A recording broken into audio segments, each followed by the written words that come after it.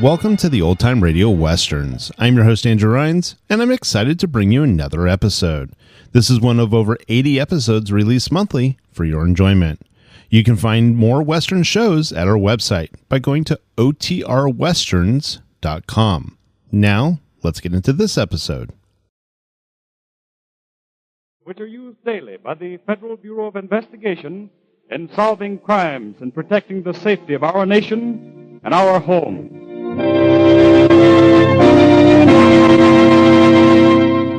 Okay, Tommy, this is it. At least one part of it. The FBI laboratory. Someplace, all right. Say, what's that fellow over there doing? Him? Well, he's running a blood analysis, Tommy. What for? I'm going to hear that 100 times this afternoon, so suppose we do this. Let's reconstruct an imaginary crime. Then as we go through the various laboratories, try to work out the solution from what we see. Now, what sort of a story would you like to hear? Well, my daddy says that now, with the war on and all, any criminal here at home is an enemy of our country. Your dad's right, Tommy. Maybe we ought to trap a couple of murderers. Oh, I knew we'd have to have at least one killing to satisfy you. All right, then, let's start with this blood analysis. What's blood analysis have to do with solving crime? Suppose we're trying to trap a ring of big-time criminals. They're stealing cattle, shipping it east, and selling it undercover. They're nationwide operators, Tommy. And since the FBI has ruined bank robbing and kidnapping, they've been forced to try new angles. Jeepers. Some outfit, huh? Quite an outfit. And let's suppose that the whole thing started somewhere in Texas. The sheriff has been out to one of the largest ranches in his town. Howdy, men. Oh, Sheriff. Hasn't been moved? No, nothing yet. Hasn't been moved at all. He's drilled right between the eyes. Yep, old man didn't have a chance. Somebody plugged him just as he opened the door. Any idea who might have done it? Slim Saunders was around this way a couple of days ago. Saunders? I thought he was in prison. Was, but he's out now. Bullet went clean through the old man Tuttle, huh? Up there around here somewhere. Let's see. Shot was fired out front here. Should have plowed in the back wall. Yeah, here she is. There's out. There. Yeah, steel jacket from a 25-35. I think I'll look up Slim and see what kind of gun he's toting.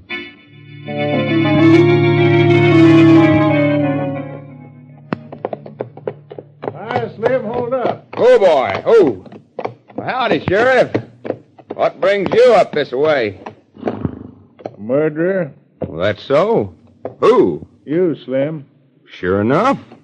Well, who'd I kill? Old man Tuttle. Now, Sheriff, why'd I want to kill Tuttle? Well, you and him had words, didn't you? Well, sure, we had words. I have words with lots of people, but I don't kill them.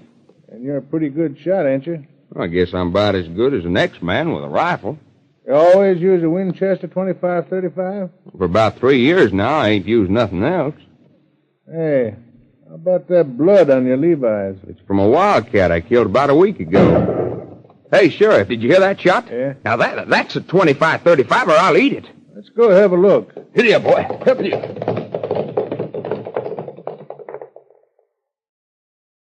There he is, Sheriff. It's Cactus Dawson, wrangler for old man Tuttle. Yeah. Hey there, Cactus. Hold up there. Howdy, Sheriff. What's up? Let's see a rifle, Cactus. Oh, sure. 25-35, huh? Yeah. I'm taking you in, Cactus. Maybe you can tell us something about the murder of old man Tuttle. Old man murdered? That's right. Now, well, who'd want to do a thing like that?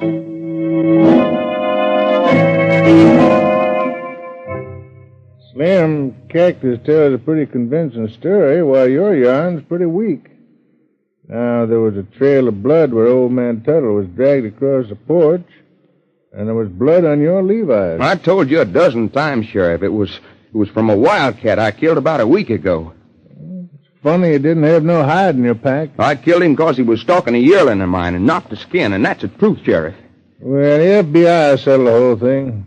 Ought to be hearing sometime today. What's the FBI got to do with it? I sent your Levi's to him along with yours and Cactus rifles. Several cartridges. So you see, Tommy, that brings us right back to that piece of cloth you were asking about. The chemist was able to tell us in a minute that the blood on Slim's Levi's was not human, but wildcat. Maybe so, but he could have killed old man Tuttle. That's right. So we had to go a little further and find out which gun fired the shot. How could you do that? With this gadget right over here. That microscope? Not an ordinary one. It's what we call a comparison microscope. What's it do? Here. I put a bullet on this side, and another bullet on the other side. Now look. Uh-huh. I see him. Now, I turn this gadget right here. What happens? Now there's only one bullet. That's where you're wrong, Tommy. It looks like one bullet. Actually, you're seeing half of both bullets. But both halves look the same. Now you're getting it. Those bullets were fired from the same gun.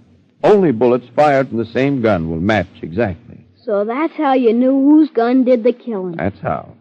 Of course, as soon as we knew, we wired the sheriff what we had learned. All right, men. Here's that telegram from the FBI. Now let's see what's what.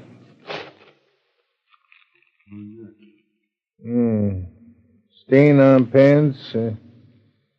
Murder bullet fired from... Well, I guess that settles it. There was wildcat blood. The murder gun belongs to Cactus. What's that? All right, Cactus. You can't prove nothing. I don't have to. The FBI has already done it. Start talking. It was self-defense, Sheriff, so help me it was. Talk.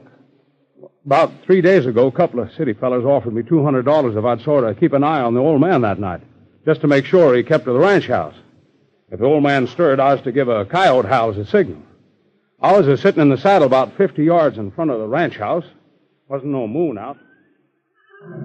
Darn that horse. Who's out there? Speak up. I got a mighty itchy trigger finger. The old man was a dead shot. I knowed I'd have to beat him to the draw. Mighty cheap killing a man for $200, Cactus. I didn't aim to kill him, Sheriff. Pretty good aiming, just the same. You drilled Tuttle right between the eyes.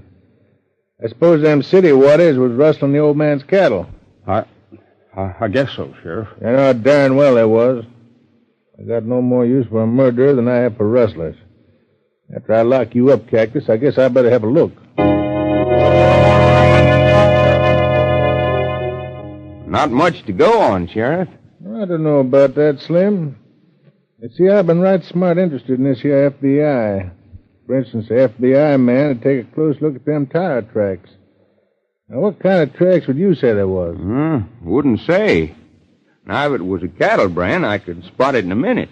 They was using a big truck, 10-wheel job. You can load quite a few yearlings in one of them. Back right through a fence post, too. You can see where the paint scraped off. What you doing now? Picking up a few pieces of glass. Wonder where that came from. I wouldn't be at all surprised with what it comes from a busted taillight. Let's go back to town. But why would the sheriff bother with picking up a few little pieces of glass? Those were mighty important pieces, Tommy. You see this display over here? Holy cow. Look at the headlight lenses. A sample from every car made, Tommy. You see, we fit pieces of broken lenses together and compare them with these. When we match them up, we know the year and model of the car we're after. Now, let's assume that the sheriff sent us those taillight pieces. We found out that they belonged to a red 10-ton International. You even know the color? Oh, sure. The paint that scraped off on the fence post. You see how it all fits together? Besides, the sheriff had another clue. The kind of tires that truck carried. Now, as a general rule, the FBI would have stopped there, but since this case we're imagining looked like rustling, we would have figured that the rustlers were stealing the beef for transport to eastern states. So, chances are, a few days later, the sheriff would have had a visit. Sheriff Crockett? Yep. Davidson, FBI. Oh, howdy, young fella. You find that truck yet? Yes, we did. We have a pretty good idea who made off with old man Tuttle's cattle. Sure enough. How'd you figure that? Well, this job was planned by a well-organized mob run by Frank O'Connell. Used to be a bootlegger in the old days. Now he's operating in stolen beef, counterfeit, and stolen ration books and bootleg alcohol. What made you so sure this O'Connell was in on this rustling business? Well, the truck was driven by one of O'Connell's triggermen, Limpy Smith. He and another of O'Connell's rowdies drove the truck. How'd you know? Their fingerprints were plastered all over the cab of the truck. Jeepers, you mean you could have found the truck that quick? Sure, Tommy. It wouldn't have been much of a job. We knew we were looking for a 1939 red 10-ton International, and we knew exactly what kind of tires it had. There could have been only one truck that fitted our description perfectly. But how did you find the guys that drove the truck? Tommy, I'm afraid you're not listening very closely. Oh, I know. You said their fingerprints were plastered all over the cab. But how could you tell whose prints they were? We would have just checked them against our fingerprint file here at FBI headquarters until we found the ones that matched. Is the file very big? I guess there must be about 91 million sets of prints on file. 91 million? Holy cow. You have to go through all of them? It's really not such a job, Tommy. Ever seen an old-fashioned player piano? Oh, sure. Grandma has one. I play it all the time. You know how the rolls are punched? Uh-huh. Sort of like a conductor punches a train ticket, only more holes. Well, fingerprint information is punched on a card, something like that. Then we run them through this machine. How does this thing work? See all those little steel fingers? Uh-huh. Now watch. Hey, they move. That's right. I'm setting them to select cards punched one certain way. Now I turn it on. Now, see? See how those little steel fingers sort of feel each other? How about that? It throws the card into this little slot. That's right. Those steel fingers haven't found any holes that match the way they're set. There, see that? They caught. The little steel finger caught right in those holes. Now watch. Hey, that card went into a different slot. Right. That may be the very card we're looking for. Now we'll turn it off. Yes, Tommy, this machine right here has sent thousands of criminals up for life just by selecting a fingerprint card that same way. Every once in a while, those hoodlums probably look at their fingers and say, if you hadn't snitched on me, I wouldn't be here. So that's how you found out who drove the rustler's truck. That's how we would have done it. What happened to the cattle? Well, we'll assume that it was shipped east. Of course, a couple of FBI men would have followed it because we'd have known that sooner or later we'd catch the big shot. Yeah, the big shot. You said this was going to be a big case. Uh-huh, but of course we wouldn't want to lose track of the guys who drove the truck, would we? Heck no. What you reckon they would have done after that? Let's suppose they met up with two other characters who had also been mixed up in the liquor racket back in Prohibition days. But what would they be up to? We wouldn't know at first. We'd just have to wait. But maybe this time local police officials would stumble onto something that would give us a clue. All right, Doc. What's the story? This man is employed as night watchman at the Morris Building. Morris Building, night watchman. That's the building. Anyway, this man was shot while stepping in his car after work. Where was his car parked? In an alley reserved for parking spaces and building employees and tenants. You got the slug? Just removed it from the man's leg. Nickel jacketed 22. You say the man was struck in the inner part of his thigh? That's right. The bullet took a sharp downward course. Well, then the shot was fired from above. Is this the kind of gun you have in mind, Captain? Yes, Mr. D.A. It was just such a gun that fired the bullet. I'll have a comparison shot made with this. Well, you can save yourself the trouble, Captain. That could not possibly be the gun. Oh, why not? Because that gun belongs to the wounded man. We found it locked in the glove compartment of his car.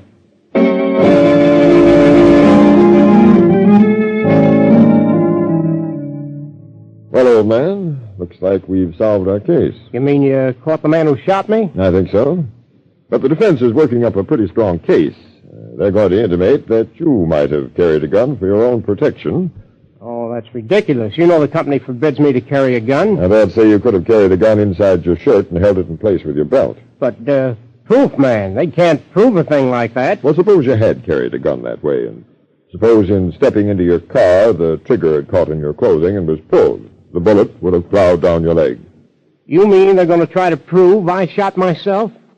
Oh, that's the most ridiculous thing I ever heard. Ridiculous or not, it could have happened if the gun had a long barrel like this one.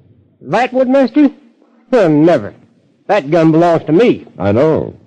But fear of an investigation as to why you were carrying a concealed weapon might have kept you from circumstances of the shooting. It might have, yes, but who'd believe a crazy story like that? Oh, most any jury. You see, a ballistics expert has proved that this is the guilty gun.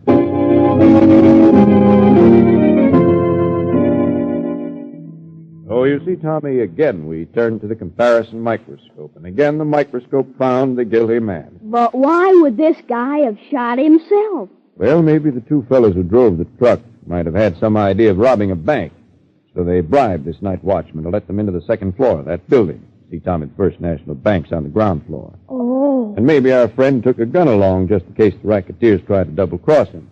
Then he accidentally shot himself, was afraid that an investigation would tie him up with the robbery. So he might have tried to make out like someone else had done the shooting. Jeepers.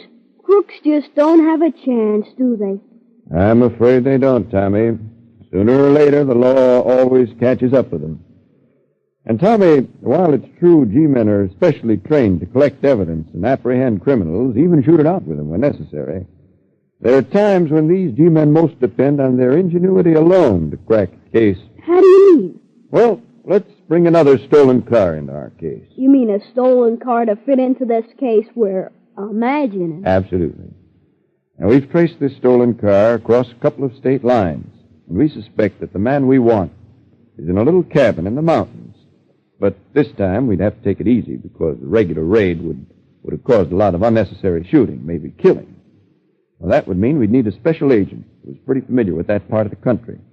A man who knew how to talk to people's language, so he might be able to get our man without fireworks.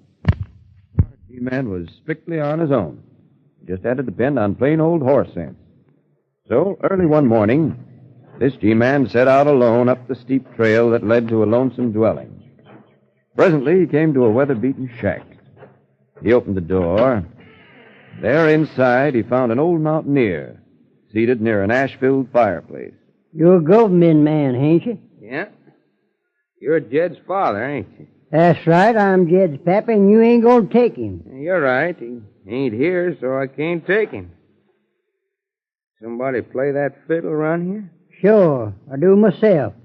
And folks say I'm the best fiddler betwixt here and Nashville. You don't say. Yeah. I used to fiddle a little bit myself. Looks like a mighty good violin. You mind if I look at it? Sure, pick it up.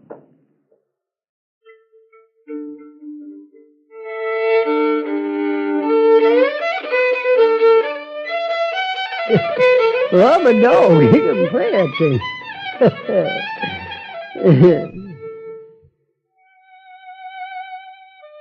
Yeah, that's pretty. I never heard that one before. Well, stranger, that was first-class fiddling. Maybe after a bite of victual, you play some more. I never knowed there was so much music in that old fiddle afore.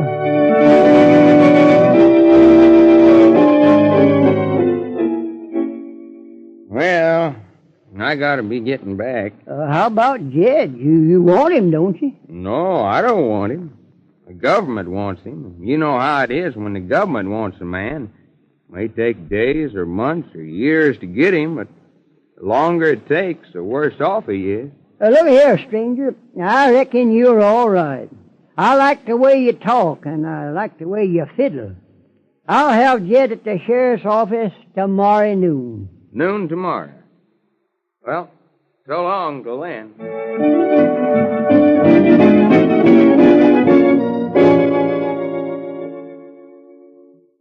Gee, you mean you could have nabbed him just like that? Just like that, Tommy, without firing a shot. All because that G-man used plain old horse sense. Besides, by making friends with Jed's father, he was able to get quite a bit of information. You mean you could have got the goods on the whole gang? Well, maybe not the whole gang, but not enough to know definitely that everything was planned by one mob. The cattle rustling, the attempted bank robbery, everything. Frank O'Connell, eh? Could have been. At least we'll presume that all the men we'd watched so far had worked for O'Connell at one time. Then why didn't you nab O'Connell? We hadn't completed our case. Wow, This case is getting bigger and bigger. For instance, we might have had to call on that gentleman over there. Why? What's he doing? He's checking a clue under a comparison microscope. Here, take a look at this display. What are they? Hairs, Tommy. Hairs from different animals, as well as a collection of slides showing 28 distinct shades of human hair. This is known as the hair and fiber section. Does it have something to do with our case? Well, let's see if it does. Let's suppose that our crooks, like all crooks, finally ran up against the wrong man. A few days later, local police officials found a murder on their hands.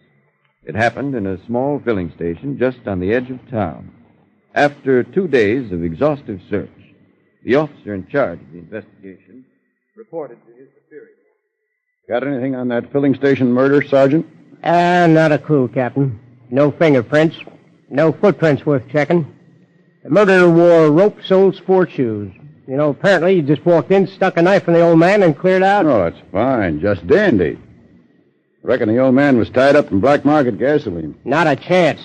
Why, just the other day he chased a fellow out of his place and tried to peddle some coupons to him. You say someone did try to sell him coupons? That's what I was told. The old man's a stickler for honesty. So he chases a guy. Hey, wait a minute. Why didn't I think of that before? Hello? Yes? Oh, in his left hand, huh? Nothing else? Okay. Coroner's office found a couple of hairs in the old man's left hand. Hey, Chief, I just thought of it. The old man tossed out the last guy that tried to palm gas coupons on him. Now, suppose the same guy tried again. He might have gotten pretty hot, threatened this guy, And the guy knifes him. Well, it's a good guess. Find who tried to sell him those gas coupons.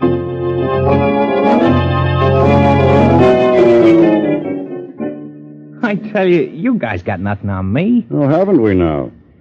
Would you be interested to know you're booked for murder? Fat chance. Where's your proof? So it's proof you want, eh, Anderson? Remember that filling station killing last week? What about it? Just this about it.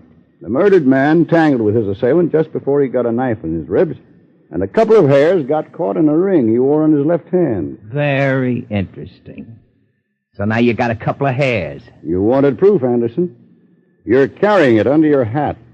The hairs in the hand of the murdered man match yours exactly.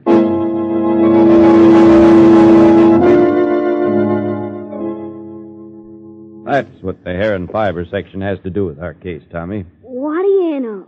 They pinned a murder rap on Anderson with just a couple of hairs. Yes. And that would have just about sewed up our case, except for one thing. What was that? O'Connell tried to drop from sight entirely. How could he do that? He couldn't, but maybe he thought he could. Let's suppose that he tried to dodge fingerprint identification. You see, Tommy, skin corrugations on the fingers appear about 3 months before birth, and they never vary. The criminal knows this. O'Connell knew it, but suppose, like all criminals, he tried to convince himself that in his case, nature would make an exception.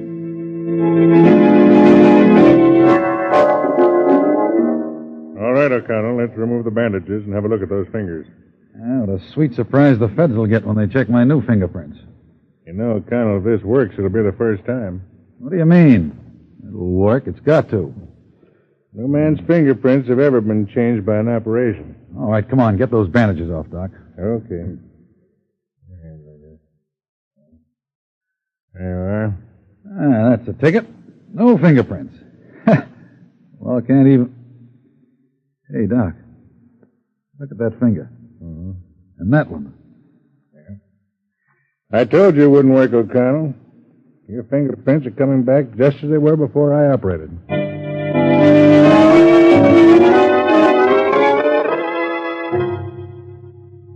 You mean even an operation didn't change his fingerprints? No, Tommy. Fingerprints cannot be changed. Acid, burn, surgery, nothing affects them for long. That's why the 91 million prints that we have on file here at the FBI are the biggest man-trap ever devised. Wow. What'd O'Connell do after that? O'Connell went back to his old hideout, but he already had that spotted. Then, to clean up the case, of course, we would have planned to attack at night. Let's imagine that shortly after midnight, the lead car drew up a short distance from the hideout.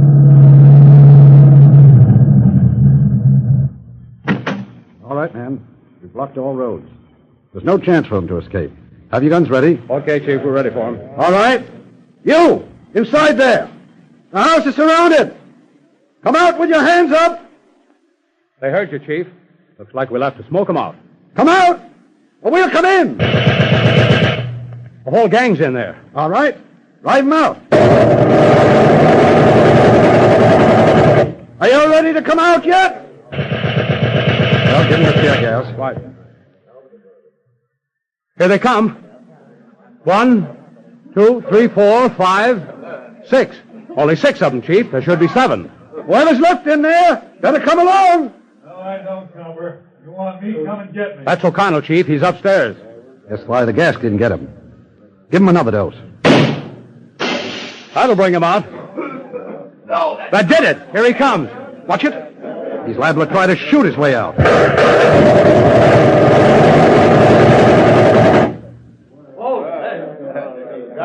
All right, men. Load the rest in the car. What about O'Connell, Chief? Well, I think we'd better have the morgue handle that. That last blast got him.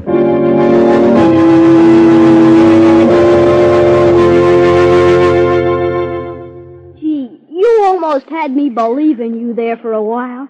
Sometimes I forgot this was just an imaginary case. It wasn't as imaginary as you might think, Tommy. I told you a story just to connect all the things you saw here.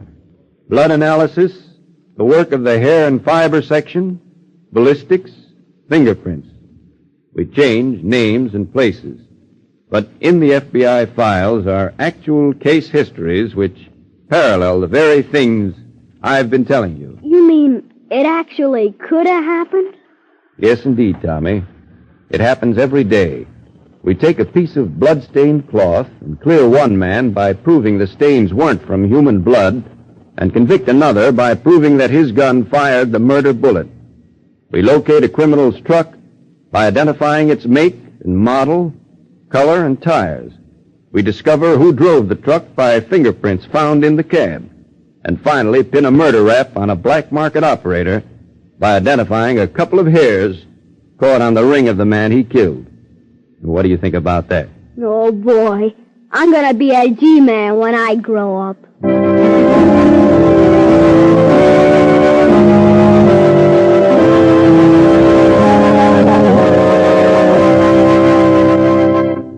Today's chapter of Adventure Ahead has taken you behind the scenes of the Federal Bureau of Investigation. For obvious reasons, names, dates, and places were purely fictitious, but the entire story was based on actual incidents and factual material contained in the book Inside the FBI by John J. Floherty. Investigative techniques were those which Mr. Floherty describes, which are used daily by the Department of Justice in solving crimes and safeguarding America.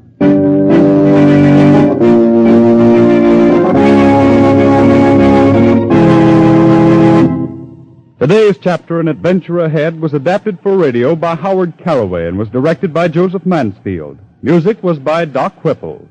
Adventure Ahead is presented as a public service by NBC and its affiliated independent stations. This is the National Broadcasting Company.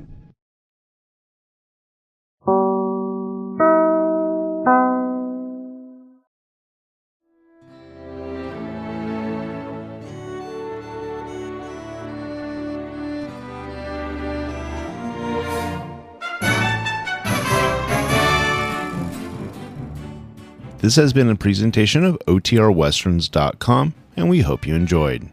Please take some time to like and rate this episode within your favorite podcast application. Follow us on Facebook by going to OTRWesterns.com/Facebook and subscribe to our YouTube channel by going to OTRWesterns.com/YouTube. Become one of our ranch hands and unlock some exclusive content. We want to thank our most recent ranch hands, Steve and Ron W., who joined us recently. You too can join by going to OTRWesterns.com/donate. Send us an email, podcast@OTRWesterns.com, and you can call and leave us a voicemail, 707-986-8739. This episode is copyrighted under the attribution non-commercial share-alike copyright. For more information, go to OTRWesterns.com/copyright. Have a great day, and thanks for listening.